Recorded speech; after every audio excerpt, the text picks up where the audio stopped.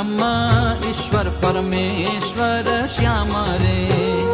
कहे विष्णु वैकुंठपति स्वामी रे, ए छे अनंत नामना नामी रे, ए छे अक्षर पर अविनाश रे, सर्व कर्ता नियंता निवास रे, कारण कारण कणाविकाश रे, अंतर्जामी निर्गुण स्वयं प्रकाश रे, ए छे स्वतंत्र सर्वाधार रे,